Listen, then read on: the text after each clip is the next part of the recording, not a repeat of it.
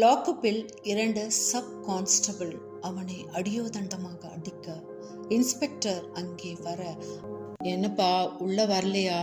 உள்ள வந்துட்டு போங்கப்பா.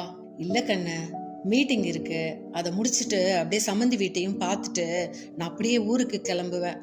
நீ போ, நாளைக்கு ஆபீஸ் போகணும்ல. ஆமாப்பா ஸ்ரீ என்றான். அத்தனை அழுத்தம் திருத்தமாக அவள் பெயரை அவன் உச்சரிக்க அவள் இதயம் ஏனோ ஏனோ மயங்கியது.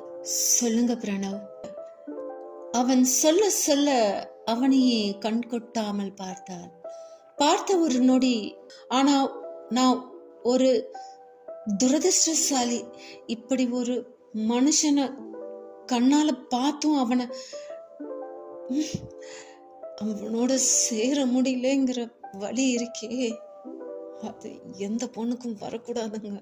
கண்கள் மீண்டும் கலங்கியது. டைம் ஆச்சு, நான் கிளம்புறேன் என்று அவன் செல்ல அந்த சூட்கேஸ் தரையில் உராயும் சத்தம் மட்டுமே இவள் காதுகளுக்கு கேட்டது. தன் இதயத்தின் வலியோடு சேர்ந்து அதுவும் ஸ்வரம் பாடியது.